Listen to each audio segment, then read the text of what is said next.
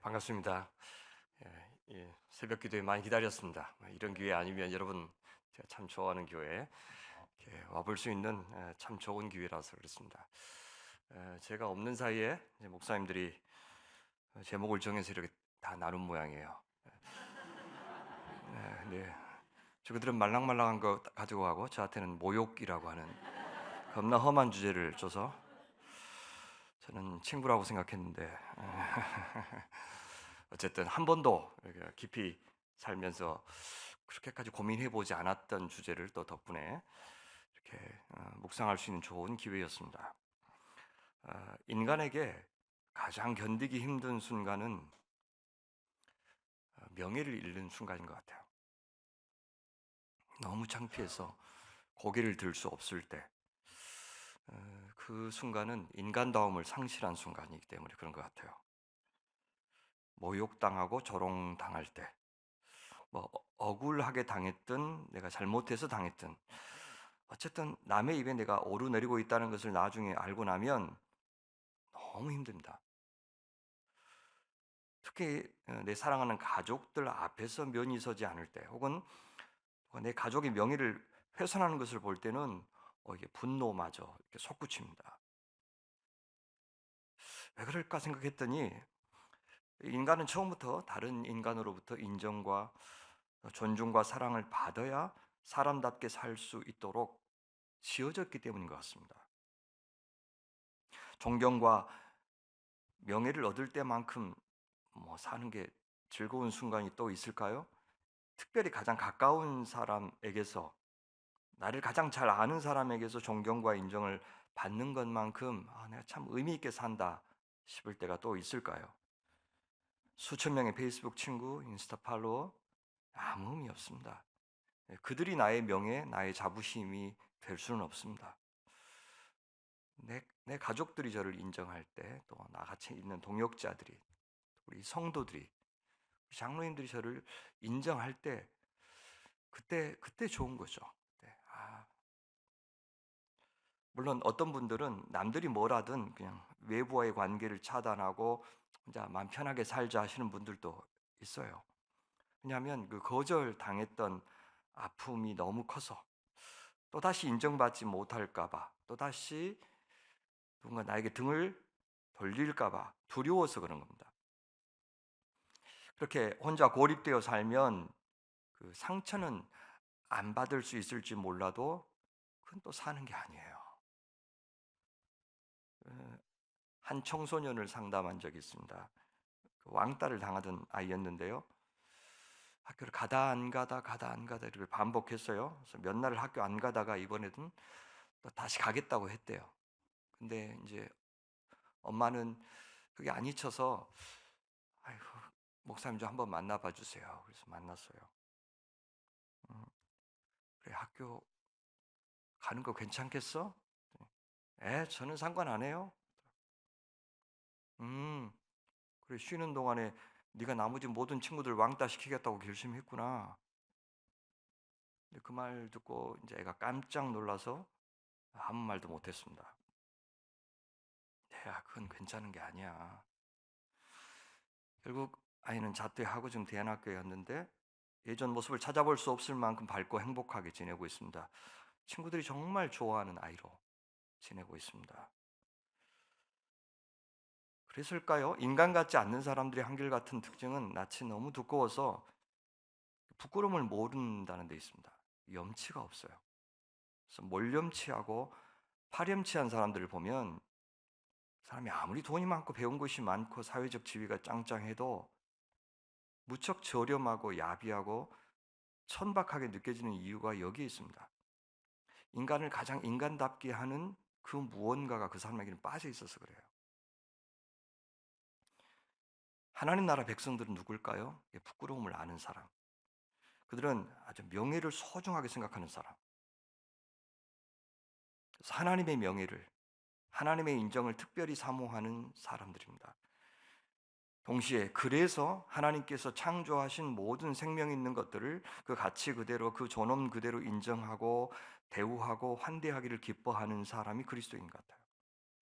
그래서 어떤 사람이든 세상이 뭐라 하든 내 이웃의 얼굴을 현상시키고 그 사람의 목소리를 찾아주려고 신경 쓰는 사람. 이 사람 여기 있어요. 이 귀한 사람 잘 모르셨죠? 이 사람 여기 있잖아요. 이분이 이렇게 말하더라고요. 이렇게 누구든 자기의 배경으로 삼아서 자기를 도드라지게 하려고 하지 않고 자기가 배경이 되고 누군가를 이렇게 도드라지게 만들어주는 사람. 그걸 되게 기뻐하는 사람. 인간 세상에서 가장 절망적인 곳은 어디일 것 같습니까? 명예를 추구하지 않는 사회, 명예를 소중하게 여기지 않는 사회. 그래서 수호지심이 없는 사람, 명예 따위는 안중에도 없는 사람들이 지나치게 특권을 향유하고 권력을 남용해도 괜찮은 사회가 가장 위험한 것 같아요. 그런 사회는 뻔뻔하고 무도한 소수의 사람들이 절대 다수의 선량하고 양식 있는 지극히 평범한 사람들을 노예 부르듯 그렇게 함부로 대하는 야만적인 공간이라서 그렇습니다. 그렇게 명예를 소홀히 여기는 곳은 여지없이 오직 돈에 눈이 먼 사람들의 사회, 나 혼자만 잘 먹고 잘 살면 그만이라고 생각하는 자기중심적인 사회, 개인주의적인 사회, 물성화된 사회가 되고 맙니다. 이렇게 이타와 시여가 없는 사회는 사실상 악의 세력들이 지배하는 죽은 사회입니다. 반대로 천국 하나님의 나라는 인간에게 참 생명이 되는 언약의 관계, 사랑과 충성의 관계, 정의와 공의의 관계가 살아있는 공동체, 수치와 모욕이 영광과 명예로 바뀐 사회. 그러니 사자와 어린 양이 함께 뛰놀 수 있고 흑인과 백인, 노인과 아이, 부자와 가난한 자, 진보와 보수 사이에 차별이 없는 나라, 어떤 사람도 차별 대우해주지 않는 나라. 그래서 갈등과 미움과 반목보다는 평화를 만드는 사람이 가장 대접받고 칭송을 받는 나라.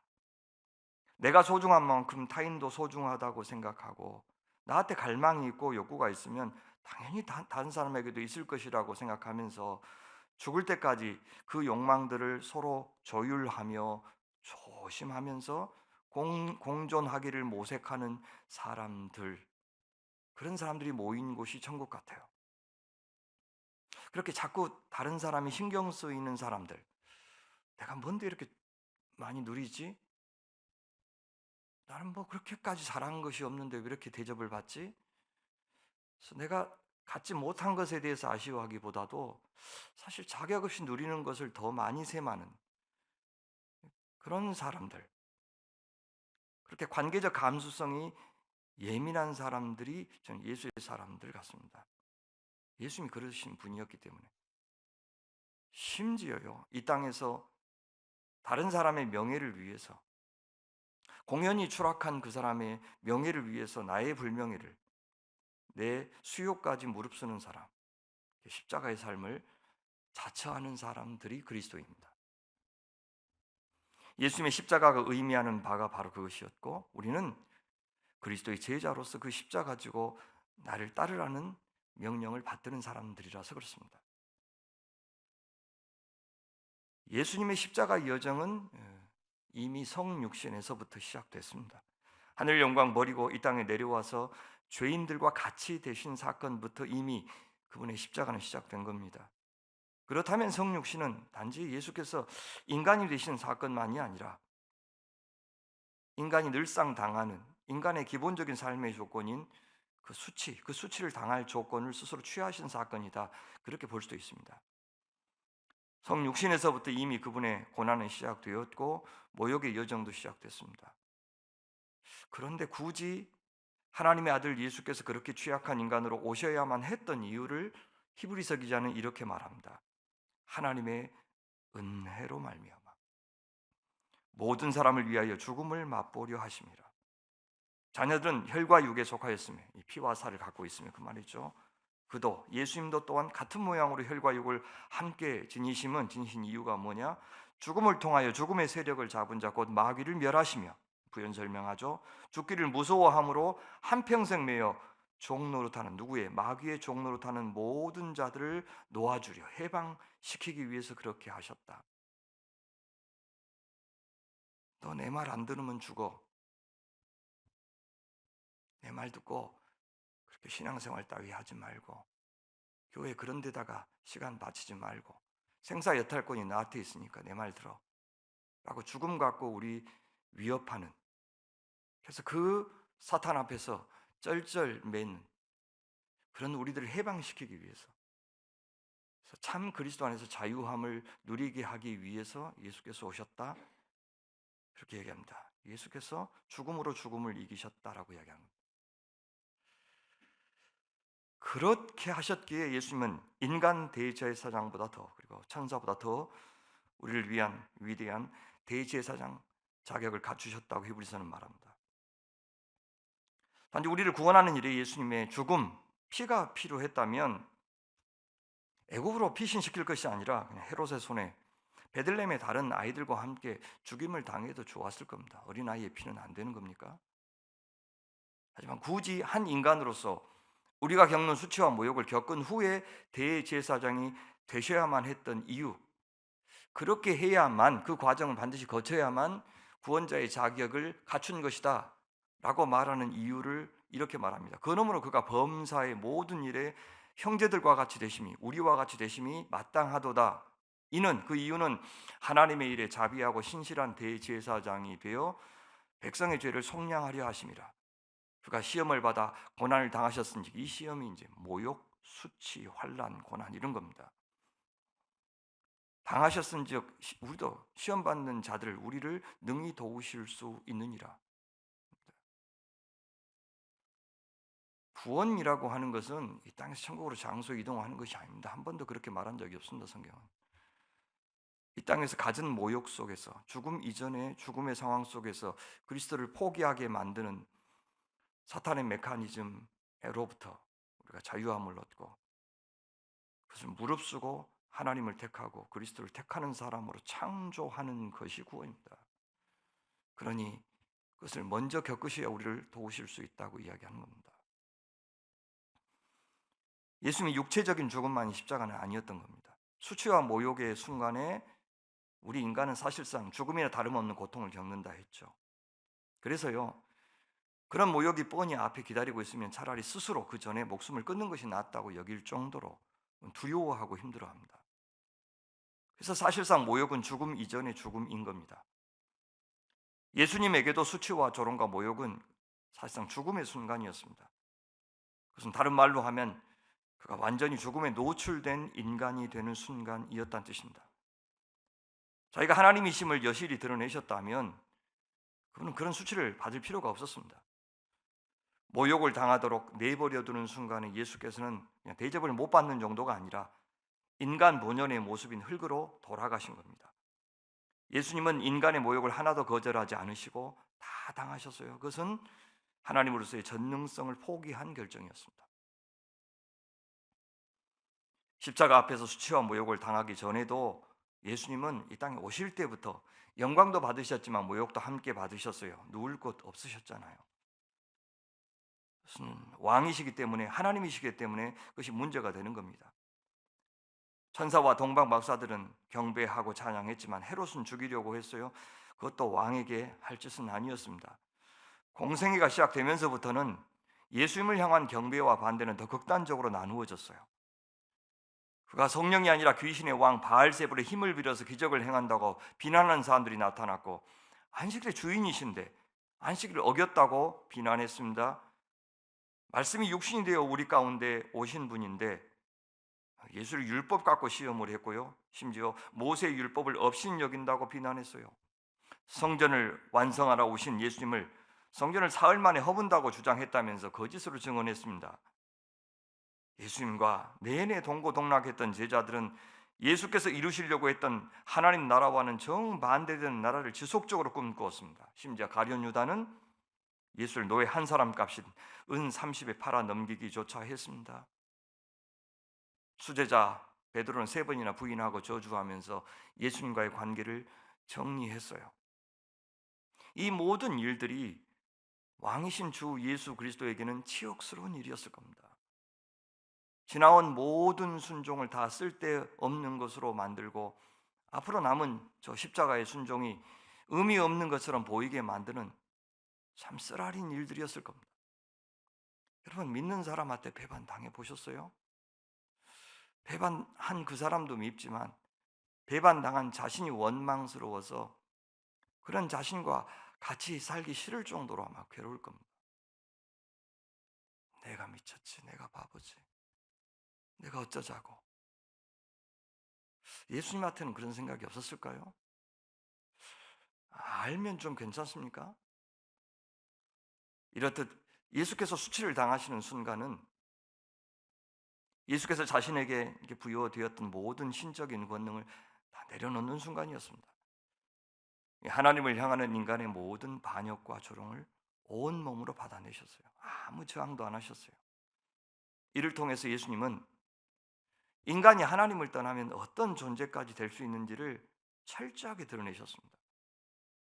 그것은 사실상 인간들의 악행을 정죄하는 순간이기도 했어요. 자신의 모든 악행을 인간들이 스스로 보게 하는 자리에 있었다는 뜻입니다. 만약 우리가 당한 만큼 돌려주고 되들고 복수한다면 그만큼 그 인간이 얼마나 나쁜지가 감춰질 겁니다. 근데 우리가 그 모욕을 고스란히 다 수용하는 순간 하나님과 또 다른 인간을 향한 그 인간의 죄악이 얼마나 심각한지가 적나라하게 드러납니다. 그런데 인간은 또 사탄은 절대 이해할 수 없는 신비가 바로 이 순간에 일어납니다. 예수께서 자발적으로 모욕을 당하실수록 감수하실수록 낮아지실수록 새로운 희망의 문이 열리고 있었다는 사실을 인간은 사탄은 절대 이해할 수 없었습니다. 예수님의 수치와 모욕은 인간이 당해 마땅한 수치를 대신 담당하는 수치였습니다. 동시에 한 인간이 다른 악한 인간에게 당하는 수치를 함께 담당하고 계신 수치였습니다. 그것은 죄인들을 위한 모욕이요 죄인들에게 당하는 이들과 함께 겪는 수치였습니다. 그것이 예수님의 수치와 모욕이었어요. 그것은 믿는 자나 안 믿는 자나 다 마찬가지예요. 안 믿는 사람들도 하나님의 형상대로 지음받은 당신의 소중한 사람들이기 때문입니다. 언젠가는 구원하고 싶으신 사람들이기 때문에 그들이 당하는 고난과도 주님은 같이 하고 계십니다. 예수께서 그렇게 모욕을 당하실 때 예수님은 흙이 되셨어요. 동시에 우리가 당하는 모욕을 나누심으로써 아담이라고 하는 흙을 새롭게 빚기 시작하기도 하셨습니다. 그분은 그렇게 의지적으로 아주 적극적으로 수치와 모욕 앞에서 무기력해 지심으로써 무기력한 우리와 함께 하기로 하신 겁니다. 여러분, 그 하나님이 계시기에 이제 우리는 비로소 숱한 사람들을 부끄럽게 하고 차별하고 차별 대우 받으려고 안간힘을 쓰면서 이 세상의 삶을 스스로 조정하고 책임지려고 했던 삶을 떠날 수 있습니다. 우리가 얼마나 우리 삶의 주도권을 장악하려고 할 때 수많은 사람들의 눈에서 피눈물 흘리게 했고 수많은 사람들의 아픔을 외면하면서 그냥 내 할 일 하자, 내 갈 길 가자, 내 앞가림하기도 바쁜데 뭔 옆을 쳐다봐야 하면서 그렇게 살아왔습니다. 그랬던 우리가 그 대신에 자비하신 하나님의 통치 아래서 주께서 우리를 높여주실 때까지 잠잠히 우리 자리를 고수하기를 기뻐하는 백성으로 한번 살아볼까 할 엄두가 생기기도 하는 겁니다. 부끄러운 줄도 모르고 탐욕을 채웠던 삶과 결별할 용기 세상에 누가 줄 수 있습니까? 이기적으로 살면서도 부끄러운 줄 몰랐던 인생과 결별하고 이제는 주와 복음을 위해서 하나님의 의를 위해서 사랑하려고 수치와 모욕을 자청할 줄 아는 사람이 되는 기적 누가 일으킬 수 있습니까? 내가 그 사랑 먼저 받아야 되죠. 누군가 내 명예를 위해서 그렇게 불명예 감수하고 나 대신 누가 죽어주는 경험을 해야 그렇게 부끄러운 내 편 떠나지 않고 끝까지 내 곁에 지켜주는 그런 정도의 사랑을 경험해 봐야 나도 한번 해볼까? 그런 생각이 들 겁니다. 그뿐 아닙니다. 그렇게 미련하게 살고도 그렇게 바보같이 살고도 그렇게 호구같이 살고도 그렇게 사는 것이 결코 실패가 아니라 사실은 참 명예와 영광을 얻는 길임을 입증해 준 사람과 사례가 내 주변에 있을 때 그런 이야기들이 주변에 있을 때 나도 한번 해볼까 하는 마음이 드는 것 같아요. 그렇습니다. 말로 설명해 갖고는 절대 그런 사람 안 됩니다. 그래서 예수께서 직접 오셔서 그 사랑 보여주신 겁니다. 그 미련한 사랑을 시연하신 겁니다. 직접 우리의 명예를 위한 그 모욕의 길을 가셨습니다. 그리고 우리 곁에서 우리가 그 길을 가도록 여태 도와주시는 분이 되셨습니다. 그래서 예수님은 우리의 구원자가 되실 수 있는 겁니다. 그런 이유로 성경은 예수님을 구원의 근원이라고 부르고 구원의 창시자, 아르케고스라고 부릅니다. 앞서가시는 분, 인도하시는 분, 승리하시는 분, 먼저 경험하시는 분, 그런 뜻입니다. 우리와 똑같이 시험을 당하셨은즉 시험 받는 우리를 도와주실 수 있기 때문에 그런 칭호가 마땅하다고 말합니다. 그렇습니다. 예수님의 수치와 모욕은 우리가 당한 수치와 모욕과 함께 하는 일이고 동시에 우리가 당할 수치와 모욕을 미리 보여주시는 것이었습니다. 인간으로 태어난다는 것은 바로 그 수치와 모욕과 고난을 실존으로 부여받은 존재로 태어났다는 뜻입니다. 그렇다면 우리가 어떤 인간으로 살 것인지는 바로 그러한 삶의 조건들을 어떤 태도로 상대하는지에 달려 있다고도 말할 수 있겠습니다. 겉으로 보면은 누구는 잘 살고 누구는 못 살고 누구는 흙수저고 은수저고 그렇게 말을 하지만 이런 고난 없고 모욕 없고 부끄러움을 견디지 않고 살 수 있는 사람이 세상에 어디 있습니까? 결국 내가 누구인지는 그런 종류의 모욕, 그걸 어떻게 상대하는지에 달려 있습니다. 나는 무엇을 모욕으로 생각하는가? 나는 무엇으로 모욕을 당하는가? 나는 누구와 함께 수치를 당하는가? 이런 질문에 대해서 내가 어떻게 대답하는지에 달려 있다는 뜻입니다. 그다음 그리스도인은 누굽니까? 주 앞에서 부끄럽지 않는 사람. 주님이 수치를 당하실 때 그분의 이름이 모욕을 당하고 그분의 영광이 가려질 때 가장 분노하고 슬퍼하는 사람. 주님과 복음을 위해서 부끄러움을 무릅쓰는 사람. 부당하게 수치와 모욕을 당하는 사람들 편에 서서 그들을 지키고 보호하고 환대하는 사람. 그들이 그리스도인입니다. 수치와 모욕 앞에서 그리스도를 닮는 사람이 그리스도입니다. 그래서 히브리서 저자는 1장부터 10장까지 우리가 그렇게 살 수 있는 근거로 그렇게 사셨던 예수님을 제시합니다. 그리고 우리가 잘 아는 히브리서 11장 믿음장에서는 숱한 믿음의 선진들을 예로 보여주었습니다. 비방과 환난과 구경거리가 되면서 인내하여 믿음을 지킨 우리의 귀한 선배들입니다. 구약의 많은 사람들을 소개하죠. 그렇게 한 다음에 히브리서 기자는 이제 우리에게도 그 인내의 믿음을 따라서 살아가자 라고 이야기합니다. 이러므로 우리에게 구름같이 둘러싼 허다한 증인들이 있으니 모든 무거운 것과 얼매기 쉬운 죄를 벗어버리고 인내로서 우리 앞에 당한 경주를 하면, 믿음의 사람들이 경주할 때 옆에서 숱한 믿음의 선배들이 응원하는 겁니다. 포기하지 말아라, 우리들도 달려봤다, 할 수 있다 하면서 응원하는 그런 장면을 지금 연상합니다. 그러면서 앞에 있는 표대를 보여줘요. 목표를 보여줍니다. 믿음의 주여 또 온전하게 하신 예수를 바라보자. 그는 그 앞에 있는 기쁨을 위하여 이 모욕, 수치, 부끄러움을 참아내면 그 앞에서 하나님께서 인정하여 주실 날을 소망하면서 십자가를 참으사 부끄러움을 개의치 아니하신 분. 그래서 결국 하나님의 보좌 우편에 앉으신 예수를 생각하라. 너희가 피곤하여 낙심하지 않기 위하여. 그러려면 어떻게 되냐? 죄인들이 이같이 자기에게 거역한 일을, 그에게 부끄러움을 준 일을, 수치를 준 일을, 모욕은 준 일을 참으신 그 예수를 생각하라. 할 때 여기 믿음의 주라는 단어, 주도 아르케고스입니다. 창시자, 선구자, 챔피언. 우리에게 인내하라. 얼만큼 인내한지에 따라서 내가 평가하고 구원과 구원 아닌 것을 결정하겠다라고 명령하시는 분이 아니라 앞서 가시면서 먼저 겪으시고, 그래서 우리를 도와주실 수 있는, 나같이 해봐, 나하고 같이 한번 해보자 라고 이끄시는 바로 그 예수님을 소개합니다. 특별히 마가복음에서 예수께서는 십자가를 앞두고 참 험한 꼴 많이 당하시는 모습 보여주죠. 채찍질 당하셨습니다. 매맞은 정도가 아니라 살점이 뜯겨나가는, 그래서 이미 채찍질을 당하는 순간에 죽음을 당할 수도 있는 그런 정도의 채찍질입니다. 자색옷을 입히죠. 왕의 어의를 흉내내는 겁니다. 가시관 엮어 씌웁니다. 경례하여 이르되 유대인의 왕이 평안할지어다. 조롱이죠. 왕이여 만세라고 했던 사람들의 환호를 신용한 겁니다. 갈대로 그의 머리를 치며 심지어 침을 뱉고 꿇어 절했습니다.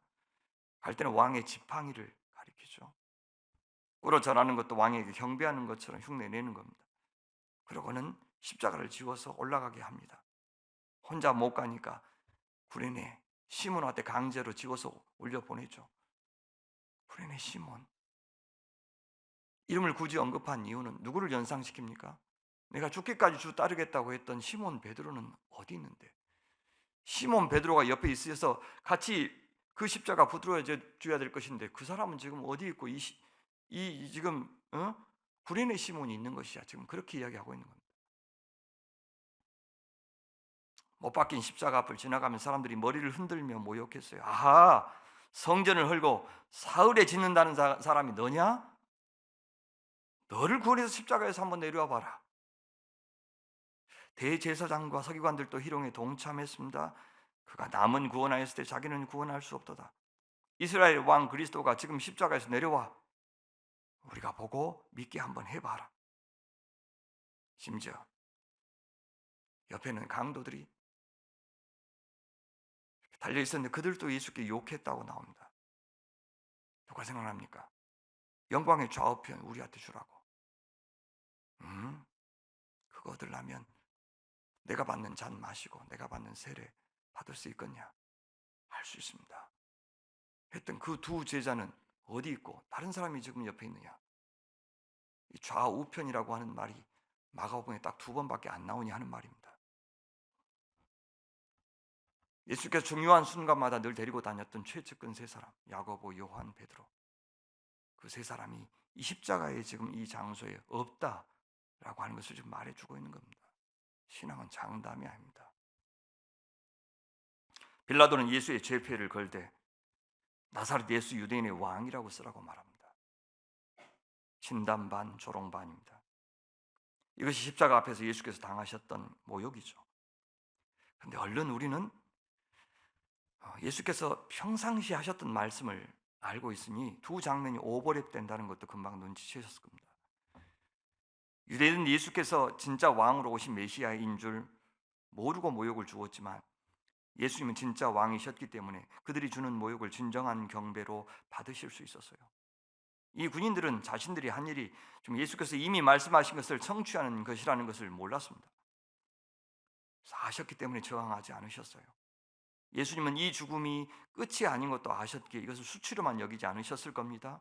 도리어 로마 군인들이 조롱하는 민족적인 유대인의 왕이 아니라 온 민족의 죄를 대신 지고 가는 메시아로서 불과 사흘 후면 현실이 될 경배를 미리 받으신다고 생각했을 겁니다.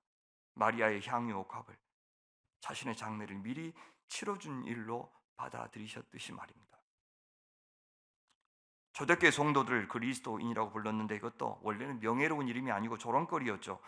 아니 십자가에 달려 죽은 자를 자신의 교주로 삼는단다. 그 죽은 자가 살아났다고 믿는 어처구니 없는 사람들이란다 라고 하는 조롱이었는데 이것이 그들을 가장 대표하는 명예로운 이름이 되었습니다. 마찬가지로 유대인들은 예수를 메시아라고 조롱했지만 예수님에게 그 조롱은 낱낱이 사실이었습니다. 실제 메시아였고 하나님의 아들이었고 하나님 나라의 왕이었습니다. 그는 의를 입고 왕관을 쓰고 경배를 받아 마땅한 왕이었습니다. 성전을 허는 자리라고 놀렸지만 이 성전은 실제 허물어지고 하나님의 백성들이 성전 되는 날 올 겁니다. 십자가에 달린 예수 자신을 스스로 구원하지 못한 것이 아니라 구원하지 않으셨습니다. 하늘의 천군 천사 동원해서 자신 지킬 수 있었지만 그렇게 하지 않으셨다고 말하고 있지 않습니까? 그 모욕과 수치가 그 십자가의 죽음이 자기 백성을 구원하는 길임을 아셨기 때문입니다. 자신이 영광을 받는 길이고 하나님 아버지의 영광을 회복시키는 길이고 자기 백성을 영광스럽게 하는 길임을 아셨던 겁니다. 그러니 그들의 희롱이 전적으로 희롱은 되지 않을 수가 있었습니다. 예수를 희롱한 유대인들은 자기도 모르게 맞는 소리 했어요. 그가 남은 구원하였을 때 자기는 구원할 수 없도다. 이스라엘의 왕 그리스도가 지금 십자가에서 내려와 우리가 보고 믿게 할지어다. 네, 그들이 십자가에서 내려오는 예수를 다시 뵙는 날은 주님의 재림의 날, 심판의 날이 될 겁니다. 지금 십자가에 달린 예수를 하나님의 아들이라고 믿는 자들만 그날에 참 구원을 받는 믿음으로 인정받을 겁니다. 오늘 세상으로부터 복음과 하나님 나라를 위하여 수치를 당하는, 그래서 예수의 길을 따르는 제자들만을 주님은 믿음의 사람이라고 인정해 주실 겁니다. 실제로요, 예수께서 십자가에서 내려오는 장면이 아니라 십자가에서 무기력하게 죽는 것을 보고서 그 십자가형을 집행했던 책임자 로마의 백부장은 아주 놀라운 고백을 하고 있습니다. 예수를 향하여 섰던 백부장이 그렇게 숨지심을 보고 이르되 이 사람은 진실로 하나님의 아들이었도다 하더라. 예수를 십자가에 못 박은 사람의 입에서 처형 현장에서 그를 하나님의 아들이라고 인정하는 고백이 나왔다. 무슨 뜻입니까? 하나님께서는 이미 그 수치와 모욕을 영광으로 바꿔주시고 있고 그 순종의 죽음을 승리로 인정해 주시고 있음을 말해주고 있는 것 아니겠습니까? 십자가 다음에 한참 후에 영광을 보상으로 주실 것이다, 그게 아니라 사실상 동시적인 사건이라는 것을 보여줍니다. 해석하기에 따라서 내가 자처한 주님의 영광을 위해서, 이웃을 위해서 자처한 손해, 쪽팔림, 수치, 모욕, 부끄러움을 자처하는 그 순간에 이미 영광은 실현되고 있다는 사실을 보여주고 있는 겁니다. 나중에 주님께서 근사한 보상으로 돌려주시는 것이 아니라 그 순간이 이미 승리의 순간이다라고 말해주고 있는 겁니다. 더욱이 유대인 제사장들은 십자가의 죄목이 이렇게 걸린 이 패를 적을 때 빌라도요, 우리 자칭이란 말을 앞에 집어넣읍시다. 자칭 유대인의 왕이라고 씁시다 했지만 빌라도는 아니, 나사렛 예수 유대인의 왕이라고 써. 그런데 세계 나라 국어로 써야 돼. 너희들이 쓰는 히브리어, 많은 사람들이 쓰는 헬라어, 그리고 로마가 다스리는 곳에서 늘 쓰는 로마 말, 이 3개 국어로 적어야 되라고 말합니다. 이렇게 쓰나 저렇게 쓰나 십자가에서 돌아가시는 것은 매 한 가지인데 어떻게 쓰든 뭐가 중요할까 싶지만 그게 아닙니다. 이것은 하나님께서 빌라도를 통해서 예수님의 수치와 모욕을 영광으로 바꿔주셨다는 사실을 보여주는 또 다른 증거입니다. 그는 유대인의 왕만 되려고 하다가 비명 행사한 사람 아닙니다. 히브리어와 헬라뿐만 아니라 온 세상을 지금 지배하고 있다고 하는 로마의 말로 죄패를 기록했다고 하는 것은 이 수치와 모욕과 십자가의 죽음의 순종은 예수께서 온 세상의 왕이 되게 하시는 사건이라는 것을 보여주는 겁니다. 세상을 다스리는 왕은 저 로마의 황제 가이사가 아니라 예수가 바로 주다라고 하는 사실을 보여주고 있는 겁니다. 빌라도는 자기도 모르게 이것을 인정하고 있었던 거예요. 십자가 처형을 집행했던 두 주도적인 인물 빌라도와 백부장 모두 예수님의 명예를 사실상 드높여주고 있었던 겁니다. 예수님의 모욕은 이미 모욕으로 끝나지 않고 있음을 이런 식으로 보여준 겁니다. 그렇다면 이 수치와 모욕 가득한 세상에서 하나님 나라는 오늘 어떻게 임하고 있고 하나님의 영광은 어떻게 회복되며 우리의 구원, 우리의 영광, 우리의 명예는 어떻게 이루어지는 것일까요?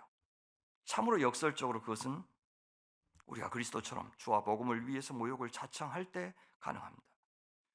우리가 하나님의 명예를 먼저 생각하면서 결단코 부끄러운 짓을 하지 않을 때 이루어집니다.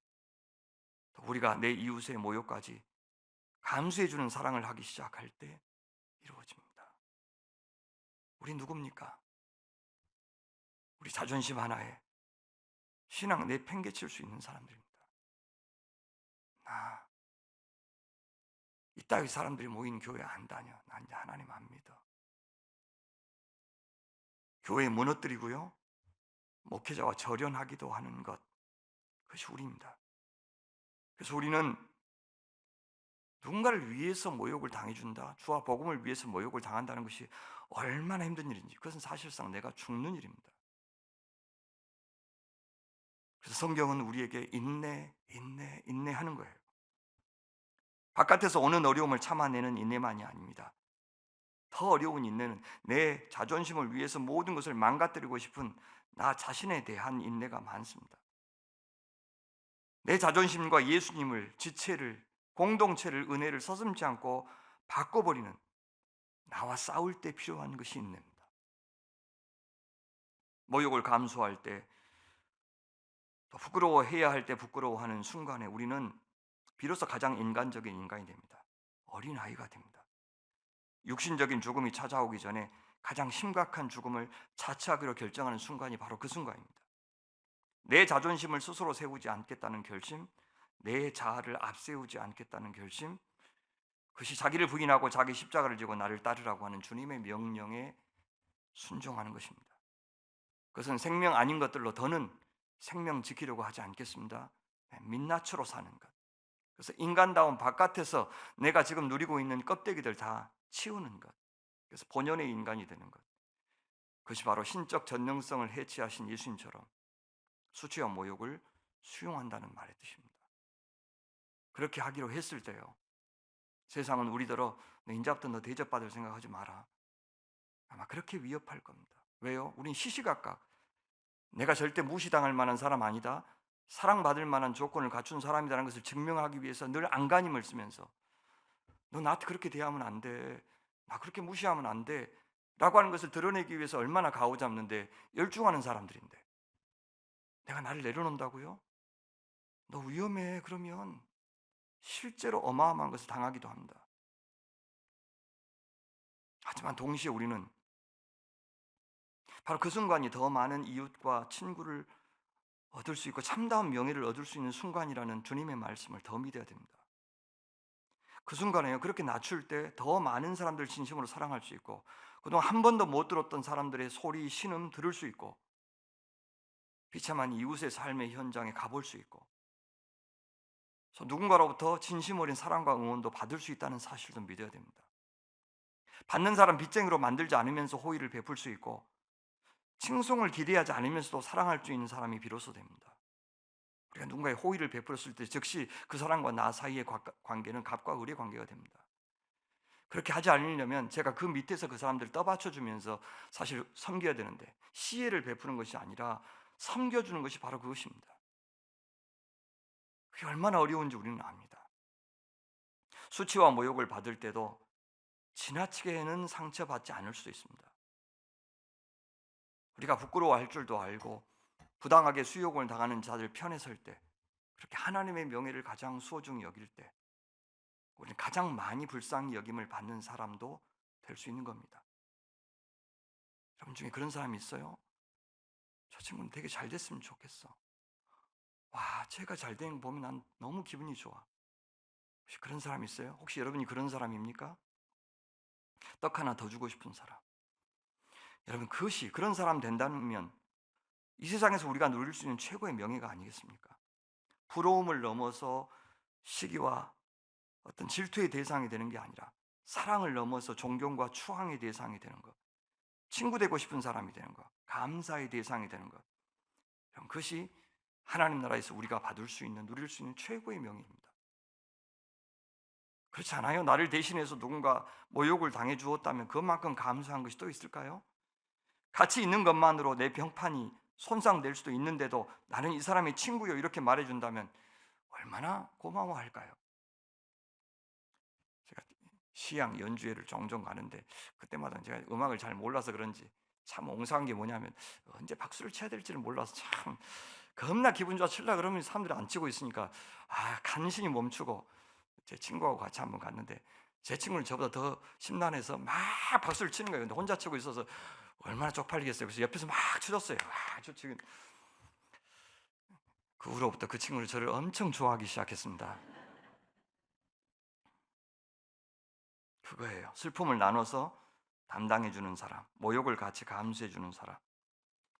그때요, 우리는 한 가족이 되고 한 몸의 지체가 되는 겁니다. 우리 하나님은 신상필벌의 하나님이 전부가 아닙니다. 우리가 믿는 하나님은 우리의 가장 어둡고 사악한 죄 잘 안 들켜요. 우리가 우리 자존심 세우려고 미워하고 시기하고 누가 안 됐으면 좋겠다고 생각하고 잘 안 들킵니다. 언제나 얼굴 바꿔서 그 사람 상대할 수 있어요. 그러나요, 들키지 않는 순간도 없습니다. 우리는 영물이라서 다 압니다. 어떤 마음으로 다가가는지 그냥 다 알아요, 몸으로. 그 죄까지 아시고 그 죄의 결과까지 다 아시는 분이 하나님이셔요. 그러니 그 하나님은 얼마나 우리한테 서운하셨겠어요. 얼마나 억울한 일 많이 겪으셨겠어요. 가장 사랑하는 자에게 배반을 당하신 분, 아무리 노력해도 끝내 자기 사랑을 믿어주지 않고 자기를 이용할 생각만 하는 그 제자들을 상대해 주신 그런 분입니다. 그 하나님이 우리의 하나님, 그 예수님이 우리의 예수님이셔요. 근데 교회는 그 예수님이 몸이라 하지 않아요? 그분처럼 모욕을 당하는 자의 곁에 있도록 보냄을 받은 사도들입니다. 예수님처럼 죄악된 세상에 의해서 얼굴 잃어버린 사람, 수치당하는 사람, 억울한 사람, 인간다운 삶이 무너진 사람들의 얼굴을 되찾아주는 곳이 되도록 부름받은 존재들입니다. 그런 일을 선교라고 불러요. 그럴 때 하나님의 명예도 하나님의 영광도 회복되고 너희도 내가 높여줄 것이다 말합니다. 교회는 그렇게 나보다도 우리 예수께서 세상에서 부끄러움을 당하실 때 죽을 것 같이 고통스러운 존재가 되는 겁니다.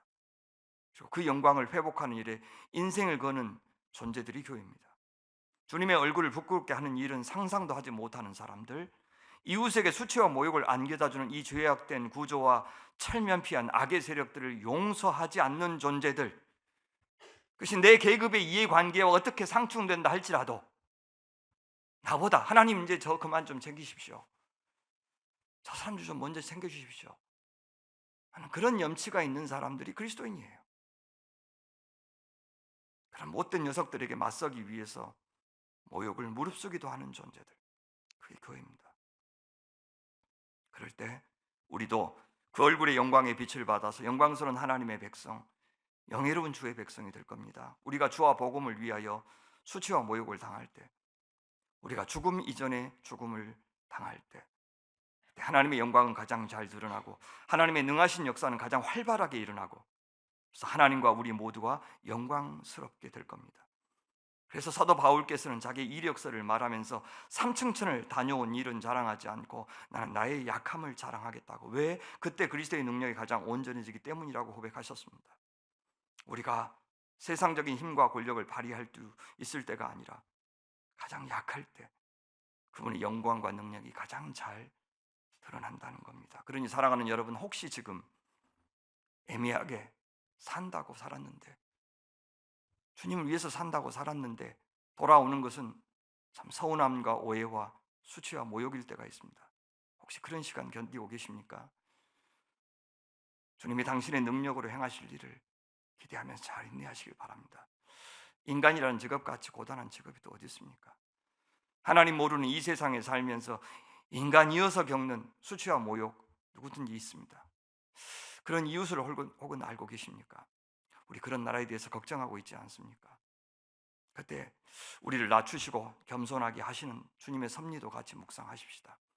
나를 통해서 위로하고 살리고 일으키도록 도전하시는 주의 말씀도 수납하시기를 바랍니다. 무엇보다 그런 나와 여전히 동행해 주시고 내 형편을 이해해 주시고 나를 격려해 주시는 주님을 굳게 의지하여 끝까지 동행하시기를 바랍니다. 어서 일어나서 주와 함께 주를 푯대로 삼고 걸어가시는 믿음의 여정 되시기를 간절히 바랍니다. 기도하겠습니다. 주님 감사합니다.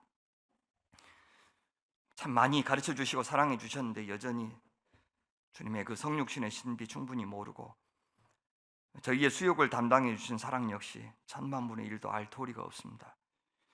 그래서 알량한 자존심에 예수도 팔고 교회도 무너뜨리고 참 어리석은 사람들입니다.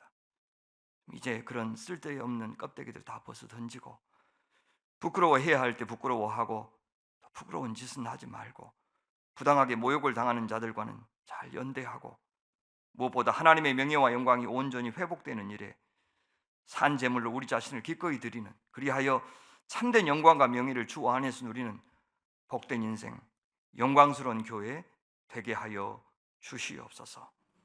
이제는 하나님의 명예와 영광을 위하여 또 내 이웃의 명예를 위해서 주님처럼 모욕을 감수하고 또한 인내할 줄 아는 자녀가 되기를 간절히 소원하는 모든 열린 베델교회 성도들 위해 주 예수 그리스도의 은혜와 하나님의 사랑과 성령의 위로하심이 늘 함께 하시기를 간절히 축원하옵나이다. 아멘.